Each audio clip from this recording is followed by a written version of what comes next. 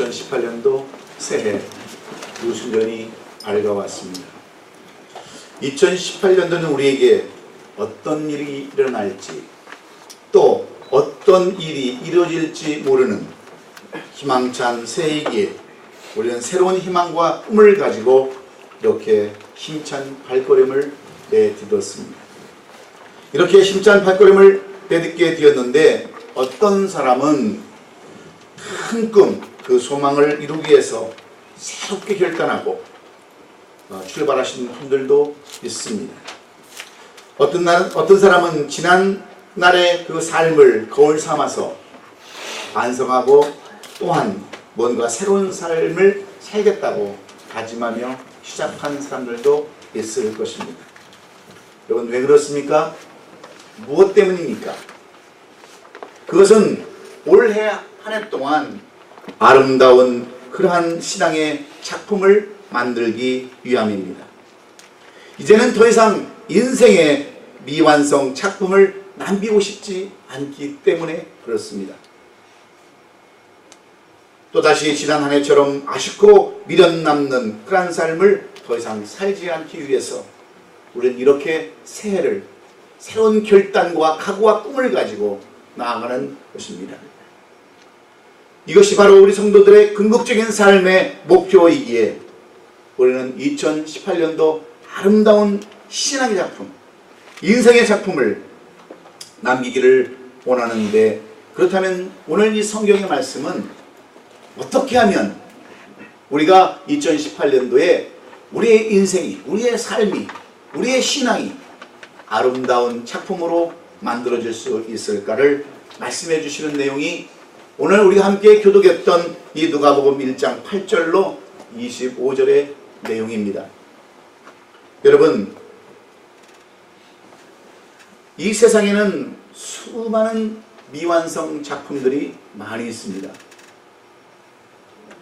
미술계의 거장이라고 하는 밀레도 봄이라고 하는 그러한 작품을 끝내지 못하고 그는 죽었습니다. 또한 음악의 거장이라고 하는 슈베르트도 미완성 그러한 작품을 남기고 세상을 떠나고 말았습니다. 그런가 하면 인생도 마찬가지입니다.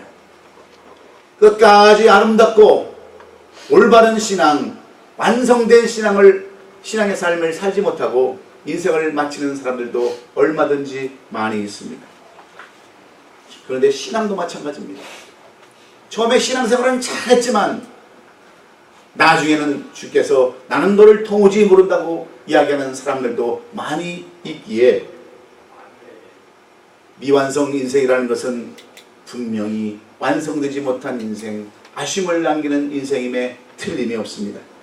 그래서 오늘 본문의 말씀은 이런 아쉬운 삶, 이런 미완성의 인생을 살기 원치 않기 위해서 하나님은 우리에게 새해 첫 시간에 주시는 말씀입니다. 이 본문은 사도 바울의 제자였던 누가가 기록한 내용입니다. 누가는 우리가 다 알다시피 그는 지식인입니다. 많이 배운 사람입니다.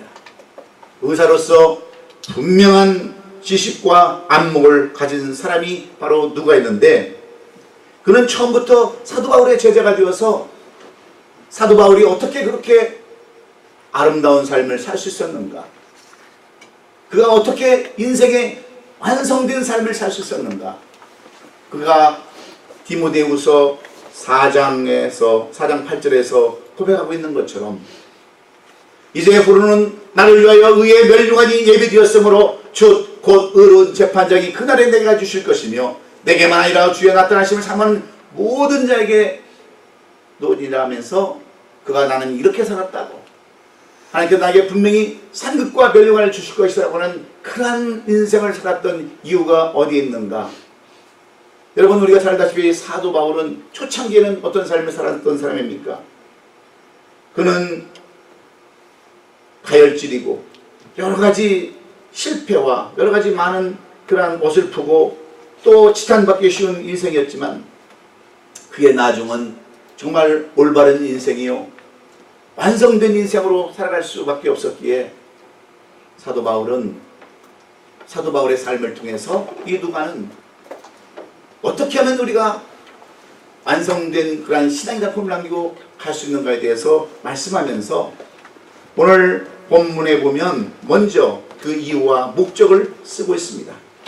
오늘 본문 3절로 4절에 보면은 이 시작할 때부터 무슨 말을 쓰고 있냐면 그 모든 일을 근원부터 자세히 미루어 살핀 나도 데오빌라 각하에게 차례대로 써보는 것이 좋은 줄 알았더니 이는 각하가 알고 있는 바를 더 확실하게 하려 함이라. 여러분, 여기서 데오빌라라고 하는 사람은 한 지역교회의 장로입니다. 많은 지식을 갖고 있던 사람이지만 내가 지금까지 그 삶을 살펴서 자세히 살펴보니까 우리가 알고 있는 그러한 지식 그 위에 더 확실한 것이 있다라고 누가는 그것을 설명하면서 무엇을 먼저 설명하냐면 올바른 인생으로 또 올바른 아름다운 인생을 완성시켰던 세례 요한의 아버지 스가랴를 오늘 본문에서부터 먼저 꺼집어내놓고 이 스가랴에 대해서 말씀하고 있습니다. 스가랴는 과연 어떻게 그의 인생을 훌륭한 완성자로 인생의 그러한 성공자로 살 수 있었을까? 그 내용을 1절부터 첫 장부터 이 사례를 우리에게 소개하고 있습니다. 스가랴라고 하는 뜻은 헬라어로 스가랴라는 뜻이고 히브리어로는 스가랴라는 뜻인데 바로 여호와께서 기억하신다, 여호와께서 잊지 않으신다 하는 아름다운 이름을 가진 사람이 스가랴였습니다. 그러면 스가랴는 어떤 사람이었을까요? 우리가 먼저 이 스가랴에 대해서 먼저 알아야 왜 스가랴가 그렇게 인생을 아름답게 완성된 인생으로 살 수 있었는가를 알 수 있습니다. 스가랴는 우리가 이 본문 1장 1절부터 17절까지 내용을 살펴보면 그는 아비야의 반열에 제사장 가운데 한 사람이었다라고 이 스가랴에 대해서 말씀해 줍니다. 뿐만 아니라 그는 하나님께 선택받은 사람이라고 말하고 있고 명예와 부와 권세를 가진 사람이요 하나님의 그 앞에 의인이요 흠이 없는 자요 그야말로 그 무엇 하나 부러울 것 없는 사람이었음을 우리에게 소개하고 있습니다. 그런데 말입니다, 7절에 보니까 이 스가랴에 대해서 이렇게 기록해 놨어요. 엘리사벳이 잉태를 못함으로 그들에게 자식이 없고 두 사람의 나이가 많았더라 그랬습니다. 여러분, 스가랴는 분명히 하나님께서 택함받은 사람이었습니다. 제사장이었어요. 대대로 그 내려오는 제사장 가문이었고 명예와 부와 권세를 가진 그 무엇도 부러울 것 없는 그러한 사람이었습니다. 그런데 한 가지 흠이 있다면 이 스가랴에게, 제사장에게 아이가 없다는 거예요. 대를 이을 자가 없다는 겁니다. 이것이 흠입니다. 그래서 완성된 인상으로 살 수 없었음을 분명히 이야기하고 있습니다. 왜냐하면 그 당시 제사장으로서 자식이 없다고 하는 것은 부끄러운 일입니다. 일은 단순히 인간적인 근심으로 끝나는 일이 아닙니다. 개인적인 문제로 그냥 치부하고 끝날 일이 절대로 아닙니다. 제사장으로서 신앙의 문제요, 수많은 사람들에게 이목이 집중되어 있는 지도자와 리더의 문제였습니다. 이것은 곧 축복과 저주의 문제였지만 이러한 스가랴에게 자식이 없다고 하는 것, 이것이 큰 흠이 되어서 그는 미완성의 인생을 살아갈 수밖에 없었던 사람입니다. 그런데 이 하나님께서 이 스가랴를 참 깊이 보신 이유가 있습니다. 이 스가랴를 정말 하나님께서 어떤 나이까지 주셔야 하는 그런 이유가 있었습니다. 여러분 무엇인지 아십니까? 오늘 본문 6절에 보면 유대왕 이 두 사람이 하나님 앞에 의인이 주의 모든 계명과 규례대로 흠이 없이 행했던 사람이라고 써놨습니다. 스가랴와 그의 아내 엘리사벳은요 하나님 앞에 의인으로 살았습니다. 주의 말씀과 계명대로 규례대로 흠이 없이 살았던 그러한 신실한 사람이었습니다. 뿐만 아니라 8절에 가보면 이 엘리사벳은 그 반열의 차례대로 하나님 앞에서 제사장의 임무를 행할 때 보면 그런 자기의 주신 사명, 자기가 맡겨준 사명을 철저하게 감당했던 사명을 감당한 사람입니다. 그리고 10절로 11절에 가보면 어떤 사람인가? 10절로 11절에 보면 그는 그 어떤 자기의 필요한 것, 이 죄인들을 위해서, 백성들을 위해서 끊임없이 성전에 들어가서 기도한 사람입니다. 의인이죠. 그 다음에 하나님 앞에 사명을 다하는 사람이죠. 그 다음에 기도하는 사람이죠. 그러면 여러분 무엇이 부족할 것이 있겠습니까? 이런 사람을 하나님께서는 기뻐 보시고 이러한 그 스가랴에게 어느 날 하나님께서 예배 성전에서 제사를 드릴 때 천사가 하여금 기쁜 소식을 전합니다. 내가 너에게 요한이라고 하는 아들을 보낸다고 하는 기쁜 소식을 들었을 때 여러분 스가랴가 여러분 얼마나 기뻤겠습니까? 얼마나 또 기뻐해야 되겠습니까? 얼마나 감격해야 되겠습니까? 그런데 스가랴는 그 천사의 말을 믿을 수가 없었습니다. 아니 확신할 수가 없었어요. 그래서 뭐라고 얘기합니까?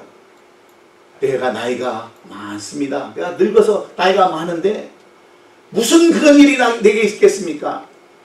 마치 하나님께서 아브라함에게 너희 나이 100세에 사라를 통해서 내 후손을 주겠는데 이삭이라 하라고 하는 말씀을 듣고서 여러분 아브라함과 사라가 어찌했다고 그랬어요? 그 말씀이 이해가 되지 않아서 웃었다고 그랬습니다. 장막 뒤에 숨어서 웃었다고 그랬어요. 똑같이 스가랴도 그 말씀을 믿을 수가 없었습니다. 그럼에도 불구하고 하나님께서는 이 엘리사벳으로 인하여 잉태를 하게 되었는데 이게 믿음이 없으니까 하나님께서 어떻게 하느냐면 이 엘리사벳으로 하여금 말을 못하는 벙어리로 잉태를 해놓게 하고 그것을 누구한테도 발설하지 못하게 입을 막아버립니다. 벙어리가 되게 하는 겁니다. 여러분 하나님 앞에 의인이요 또 자기 맡은 사명을 충성을 다하며 그리고 기도하는 사람이면 여러분 얼마나 완전한 사람이겠습니까? 그런데 이러한 그 스가랴가 애가 없는 겁니다. 뭔가 한 가지 빠진 미완성의 인생인 거예요. 그래서 하나님께서는 그에게 그 미완성 흠을 없애주겠다고 하는데 믿음이 없습니다.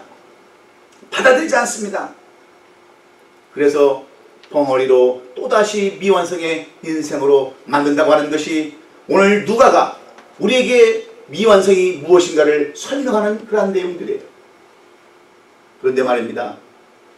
이 스가랴는 벙어리가 되어서도 자기에게 주어진 일을 다 합니다. 그리고 답답하지만 참고 견디면서 5개월 동안 숨어 지낼 때에 하나님께서는 어떤 일을 준비한 줄 아십니까? 오늘 26절부터 뒤에 나오는 내용들은 바로 예수님께서 동정녀 처녀 마리아를 통해서 나실 것을 예언하는 말씀으로 기록이 되어 있어요. 천사가 마리아에게 가서 앞으로 너에게 애가 잉태하여 이 땅을 구원할 구주 메시아를 보낼 것이라고 하는 예언을 가브리엘 천사를 통해서 보내주셨어요.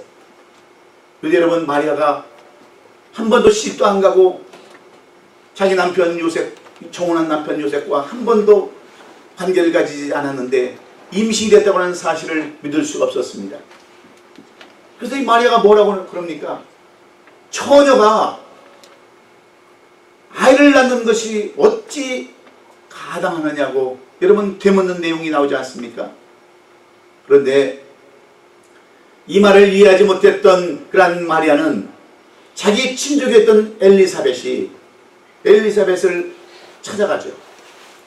유대 성중에서 숨어있는 엘리사벳을 찾아가서 임신 사실을 확인하는 거예요.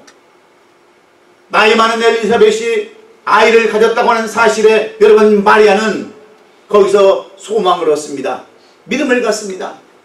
아 저렇게 나이 많은 엘리사벳도 애를 가질 수 있는데 처녀인 내가 왜 애를 못 갖느냐 하는 그 믿음을 가짐으로 말미암아 하나님께서는 하나님의 비밀에 붙여두신 그러한 사건들, 인류를 구원하기 위해서 미리 준비할 자 요한 세례요한을 준비하고 6개월 뒤에 이 땅을 구원할 그리스도를 이 땅에 보내셨다고 하는 그러한 내용들로 누가는 이 복음서를 써가고 있는 거예요. 우리가 여러분 복음이 별다른 겁니까? 바로 우리를 위해서 이 땅에 오신 예수 그리스도가 우리를 구원할 자라는 것이 여러분 복음 아닙니까? 이것을 말씀하시기 위해서, 이 비밀을 말씀하시기 위해서 하나님께서는 스가랴로 하여금 벙어리가 되게 하셨다는 이 내용을 통해서 우리는 무엇을 오늘 교훈받아야 되겠습니까? 우리가 잘 아는 사사기 13장 이후에 보면 우리는 삼손에 대한 이야기를 볼 수 있습니다. 삼손의 아버지는 바로 마누아라는 사람인데 이 마누아도 애가 없었어요. 그래서 하나님께서 이 마누아에게 앞으로 너에게 아들을 줄 것인데 그 아들은 사사로서 이스라엘을 구원할 자라고 말씀하시면서 그 아들은 나실인이기 때문에 머리에 삭도를 대지 말라고 하는 비밀로 붙여주셨습니다. 그런데 여러분, 마누아가 자꾸만 졸라대는 이 삼손의 그 말에 참지 못해서 그 비밀을 말해주지 않습니까? 너의 능력은 다른 데 있는 것이 아니라 머리에 삭도를 대지 말아야 되는데 머리에 삭도를 대면 내 인생은 끝난다고 하는 것을 분명히 얘기해 줬어요. 그 비밀을 다 말해줘 버렸어요. 그런데 블레셋 사람들이 그것을 알고서 드릴라로 하여금 그 비밀을 캐내지 않습니까? 삼손이 거기에 빠져서 드릴라에게 자기의 비밀을 다 얘기해 줌으로 말미암아 그 인생은 어떤 인생이 되었습니까? 돈이 다 뽑혀고 짐승같이 연자맷들을 돌리는 비참한 인생으로, 그리고 미완성의 인생으로 그의 인생이 끝났음을 사사기에서는 보여주고 있습니다. 무엇 때문입니까? 비밀을 간직하지 못하고 발설해버리는 것 때문에 하나님의 뜻을 이루지 못했다고 하는 것을 우리에게 소개해주고 있습니다. 여러분, 때때로 하나님은 완성된 인생으로 우리를 인도하시기 위하여 우리에게도 때때로 말씀하시는 비밀들이 있습니다. 비록 소망과 꿈을 가지고 시작해도 이 세상에 공중권세에 잡은 그 마귀가 마치 우는 사자처럼 삼키려고 삼키자를 찾아 나섰기 때문에 우리에게 비밀로 붙여주신, 여러분에게만 주시는 꿈으로, 예언으로, 말씀으로 주신 그러한 내용들이 있다고 하는 사실이에요. 그런데 우리는 그 말씀을 어떻게 받아들입니까? 그 말씀을 진정으로 믿고 가십니까? 아니면 오늘 사랴처럼, 때로는 마리아처럼 그렇게 의심하면서 불신하면서 갑니까? 그래서 여러분에게 때때로 어려움이 올 수 있어요. 사가랴에게 벙어리라고 하는 그러한 장애를 주셨던 것처럼 여러분의 삶을 흔드는 때가 있습니다. 그러면 우리에게 필요한 것이 무엇인가? 의로운 삶도 중요합니다. 사명 감당하는 것 중요합니다. 기도하는 것 중요합니다. 그런데 그것보다 온전한 삶, 더 나은 삶을 살기 위한 세 가지 조건, 비결이 있음을 오늘 누가는 이 누가복음을 통해서 우리에게 소개하기를 원하는 거예요. 우리가 여러분 다 믿음 가지고 신앙생활 합니다. 우리 다 사명 다 있어요. 그리고 우리 다 기도합니다. 그런데 사명 가지고도 안 되고 기도 가지고도 안 되고 의인으로도 안 되는 것들이 또 있다고 하는 거예요. 그것이 과연 무엇인가? 오늘 벙어리게 되게 한 사가랴를 통해서 이 누가가 드라마틱하게 이 글을 써봤는데, 첫 번째는 그게 뭐냐? 그것은 바탕으로 깔려있지만 또 우리가 해야 할 것은, 첫째는 입을 닫고 마음을 열어야 한다고 하는 거예요. 오늘 본문 20절에 보면 보라, 이 일이 되는 날까지 내가 말 못하는 자가 되어 능히 말을 못하리니 이는 내가 내 말을 믿지 아니하거니와 때가 이르면 내 말이 이루어지리라 하리라 하셨다 하는 말씀이 기록되어 있습니다. 무슨 말씀입니까? 쉽게 얘기하면 행동보다는 말이 앞서지 말라는 그런 말씀과 똑같은 말씀입니다. 행동보다 말이 없으면 중요한 일이 다 어그러질 수 있다고 하는 거예요. 그래서 사가랴도 엘리야사벳도 벙어리로 하나님은 살게 하셨습니다. 마리아와 요셉도 천사의 말을 마음에 지니고 살았다, 생각으로 지니고 살았다, 이렇게 성경은 기록해 놨습니다. 이 결과로 위대한 하나님의 종 요한과 구원자요 메시아인 예수께서 이 땅에 탄생되게 되셨습니다. 여러분, 지금까지 우리는 어떤 삶을 살아오셨습니까? 행동보다 말이 앞섰던 삶은 살지 않으셨는지요? 항상 새해가 되면 어떻게 살겠다고, 이제 옛날 지난 것 다 버리고 새로운 마음으로 새롭게 살겠다라고 얼마나 말을 앞세우고 살았습니까? 행동은 다 없어져 버리고 말만 많은 그런 삶을 얼마나 살아왔어요. 계획만 세우고 실천은 한 번도 하지 않은 삶으로 우리가 어떻게 완성된 인생을 여러분 살아갈 수 있겠습니까? 그래서 2018년도는 입을 닫고 마음을 여는 새해가 될 수 있기를 주의 이름으로 축원합니다. 말은 나중에 하고 행동부터 하는 삶을 살 때 여러분들은 비로소 2018년도를 완성된 인생 작품으로, 신앙 작품으로 만들 수 있을 줄로 믿습니다. 그래서 우리는 절대로 부정적인 말은 하지 말아야 합니다. 비생산적인 말은 하지 말아야 합니다.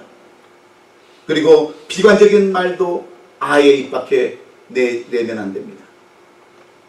교회를 향해서도, 사업을 향해서도, 가정을 향해서도, 남편과 아내를 향해서도 절대로 부정적인 말, 안 된다는 말, 못한다는 말 절대 하지 마세요. 세상에 안 되는 일이 어디 있습니까? 못할 일이 뭐가 있겠어요? 절대로 우리 입에서는 부정적인 말, 비관적인 말 하지 마십시오. 신앙적인 면에서나 모든 삶에 있어서 절대로 그런 말을 하면 입술 그대로 될 수밖에 없습니다. 우리가 잘 아는 현대그룹을 창업한 정주영 씨, 그는 강원도 시골에서 태어나서 가난하게 살았습니다. 초등학교도 제대로 졸업 못했습니다. 너무나도 가진 것이 없어서 홀홀 다니신 서울로 올라와서 쌀가게에서 일을 했던 사람이 정주영 씨입니다. 그가 무슨 학벌이 있습니까? 가문이 있습니까? 무슨 재산이 있습니까? 그런데 이 사람의 철학이 뭐냐? 말보다 행동이 앞선 사람이었어요. 절대로 부정적인 말, 비관적인 말 하지 않았습니다. 할 수 있다 하는 것이 그 사람의 철학이었어요. 그래서 여러분, 우리가 알다시피 아산만을 맞고 무슨 일을 할 때마다 얼마나 기적 같은 일을 많이 만들었다라고 여러분 알고 있습니까? 그 밑에 있는 수많은 보좌관들이 회장님 이것은 안 됩니다, 이것은 못합니다 그러면 항상 하는 말이 너 해봤어? 그 말이었어요. 해보지도 아니하고 실천해보지도 아니하고 왜 부정적인 말을 하냐면서 일축해버렸습니다. 그래서 그는 오늘날 세계적인 기업 현대그룹을 창업할 수 있는 창업주가 된 거예요. 여러분, 비록 그는 신앙적으로는 잘못된 인생이었지만 비즈니스적인 입장에서는, 기업적인 입장에서는 모든 사람들이 부러워하는 사람으로, 비즈니스에서만큼은 성공한 사람으로 할 수 있었던 것은 그가 부정적인 말보다 행동이 없었던 사람임을 분명히 우리에게 말씀해주고 있기에, 여러분들 말보다 행동으로 앞서는, 말은 나중에 하고 행동을 먼저 하는 우리 모든 성도들이 될 수 있기를 예수 그리스도의 이름으로 축원합니다. 두 번째로, 우리가 의인의 삶은 살 수 있습니다. 그리고 사명 감당할 수 있어요. 그리고 기도할 수 있습니다. 그런데 이것 가지고도 안 되는 것이 있습니다. 그것이 무엇일까요? 우리가 완성된 인생을 살려면 끝까지 참고 견뎌야 합니다. 인내해야 합니다. 오늘 본문 21절에 보면 백성들이 사가랴를 기다리며 그 성전 안에서 지체함을 이상히 여기더라 그랬어요. 사가랴는 제사장이었지만 하나님의 말씀을 이해할 수가 없었습니다. 아니, 믿을 수가 없었어요. 어떻게 이 나이에 우리 아내가 애를 가질 수 있을까? 인간 상식적으로 이해가 되지 않는 말씀입니다. 마치 아브라함이 백세에 사라를 통해서 이삭을 줄 때 그가 가졌던 똑같은 마음이었기 때문이죠. 그래서 18절에서 어떤 이유를 대는 줄 아십니까? 내가 늙고 아내도 나이가 많으니이다. 그렇게 할 수밖에 없었습니다. 그러나 하나님은 천사를 통해서 예언을 해주시고 그들로 하여금 입을 막아버립니다. 펑어리가 되게 합니다. 그러니 여러분 한번 생각해 보세요. 제사장이 하나님 앞에서 중보기 돼야 되는데 제사장에게 그 하나님으로부터 받은 영감을 말로 전해야 되는데 입을 다 막아버리고 벙어리가 되었으니 얼마나 답답하겠습니까? 얼마나 힘들겠습니까? 그래서 몸짓으로 희경을 하면서 그것을 표현해야 되니까 너무너무 힘든 겁니다. 그런데도 여러분 사라는 참습니다. 견딥니다. 인내합니다. 그리고 5개월을 이 엘사벳은 유대 성중에 들어가서 숨어 지냅니다.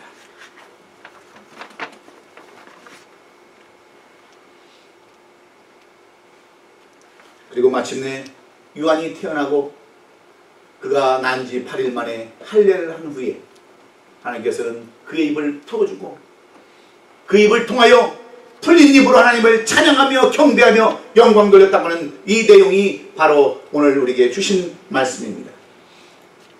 그런데 여러분 삼손은 어떻습니까? 참지 못합니다.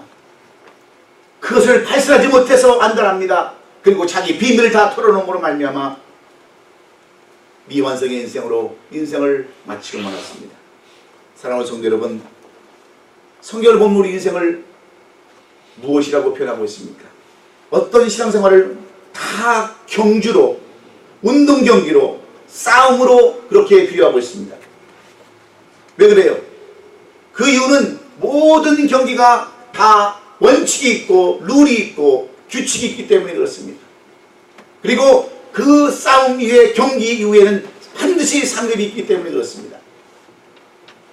규칙대로 최선을 다해서 상급을 받는 것이 우리의 인생인데 중요한 것은 여기에 필요한 것이 바로 인내, 오래 참음이라는 거예요. 여러분 운동에서 항상 MVP로 이렇게 곽광받는 사람들의 삶을 살펴보면 그들의 삶은 어떤 삶인 줄 아십니까? 그 누구보다도 어떤 다른 선수보다도 더 열심히 최선을 다해서 인내하고 참고 노력한 결과라는 것을 우리는 알 수 있습니다. 지금은 별로 두각을 나타내지 못하는 최경주 선수, 골프 선수 아닙니까? 하루에 무슨 일이 있어도 만타를 스윙한다는 거예요. 마이클 조던이라고 하는 농구 선수는 하루에 수천 번씩 나가서 연습 경기 전에 연습을 수없이 슈팅을 한다는 거예요. 참고 견디며 최선을 다하고 열심을 다한 결과가 그들로 하여금 최고의 선수가 되게 하는 거예요. 우리 인생도 마찬가지고 우리 삶도 마찬가지입니다. 여러분 세상에 힘 안 든 사람 누가 있어요? 먹고 사는 거, 자식 키우는 거, 신앙생활하는 거, 힘 안 드는 사람이 누가 있습니까? 예배 보는 것이 힘이 안 듭니까? 모든 일이 다 힘든 거예요. 사업하는 거 다 힘들어요. 그러나 여러분 참지 못하고 인내하지 못하고 오래 견디지 못하면 사업도 미완성이요, 인생도 미완성이요, 신앙도 미완성일 수밖에 없어요. 그래서 성경은 우리에게 무엇을 요구하느냐? 힘들어도 조금만 더 참으라는 거예요. 어려워도 좀 더 참으라는 거예요. 다 하면 상이 반드시 주어진다고 하는 것이 오늘 누가가 이 말씀을 통해서 주시고자 하시는 교훈입니다. 저는 이 교회에 입주하기까지 수없이 생각을 해봤어요. 왜 이렇게 힘들게 하나? 우리가 돈을 적게 타오는 것도 아니고 우리가 무슨 큰 것을 요구하는 것도 아닌데 단지 교회라고 하는 그 약점 때문에 갑질을, 돈 많은 사람들의 갑질 은행들이 무시하고 교회라는 그 단체를 이상히 여기는 그런 것들을 보면서 저는 이런 생각을 해봤어요. 왜 때가 아닌가? 하나님이 원하시지 않는가? 그런 것을 수없이 생각해봤어요. 그러면서 옛날 성들 같으면 다 때려치워버리고 차라리 호텔에서 그냥 마음 편하게 얼마든지 예배 드릴 수 있습니다. 그런데 여러분, 호텔도 쉬운 줄 아십니까? 매일 가서 내려를 보내고 계약서를 또 받아야 되고 허락받아야 되고 10분 늦으면 얼마 차지한다 그러고 뭘 놓고 가면 차지한다 그러고 얼마나 여러분 어려운 줄 아세요? 여러분들은 그냥 예배만 드리면 되지만 예배를 준비하는 사람은 그렇지 않습니다. 혹시나 추울까봐, 비 올까봐, 그리고 우리 성도들만큼은 새빵살이하는 그런 교회 되지 않기 위해서 수없이 참고 견딘 결과 하나님은 그래도 우리의 인내심을 보시고 이런 장소를 허락하시고 앞으로 더 나은 교회로, 아름다운 교회로 분명히 허락해 줄 줄로 믿습니다. 아멘. 여러분, 좀 더 참읍시다. 조금만 더 인내합시다. 그리고 더 노력합시다. 전도도 마찬가지고 선교도 마찬가지고 조금 더 우리가 참고 인내하면 우리는 반드시 아름다운 완성의 삶을 사는 신앙을 영위하는 그러한 교회요 성도가 되는 줄로 믿습니다. 아멘. 마지막으로 스가랴가 의인이요 또 맡은 바 사명을 감당하고 기도하는 사람이었지만 이 사가랴를 통해서 주시는 또 하나의 교훈은 우선순위를 어디에 두느냐가 중요하다는 것을 말씀해 주고 있습니다. 우선순위가 무엇인가? 23절에 보면 사가랴는 그 직무의 달이 다 되매 집으로 돌아가니라 그랬어요. 사가랴는 제사장의 전례를 따라서 성전에 들어가 분향하고 제사 드리는 일을 하고 있을 때 주의 사자가 나타나서 세례요한의 탄생 소식, 즉 자신의 아들이 탄생할 것이라고 하는 예언을 주셨습니다. 그때 얼마나 황당한 나머지 믿어지지도 않았지만 한편으로는 얼마나 여러분 기뻤겠어요. 내가 이 나이에 애를 갖는 거야. 나같이 미완성인 인생이 이제 안전한 인생이 되는 거야. 지금까지 애문한다고 혹시 내 죄 때문에 그런 거 아니냐고 뒤에서 손가락질하고 비웃었던 사람들 앞에 이제는 떳떳이 나설 수 있는 그런 때가 아닌가.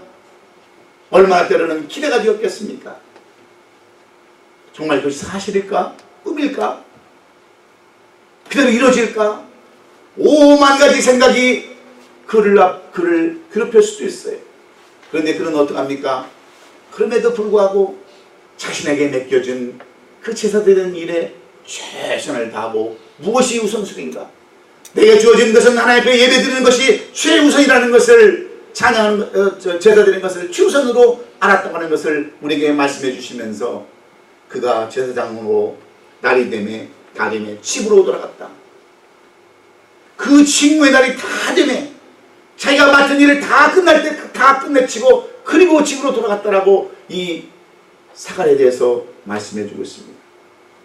인생을 아름답게 온전하게 마무리 짓는 그런 사람은 무엇보다도 우선순위를 아는 사람입니다.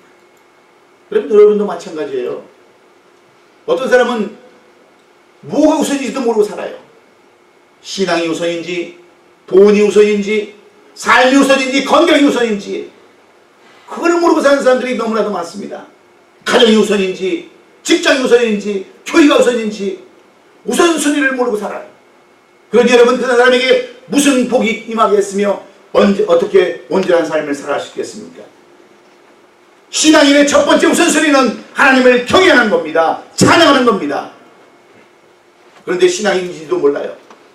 내가 믿음의 사람인지도 모릅니다. 어떤 사람은 가정을 가지고 있는데 가정의 중요성도 몰라요.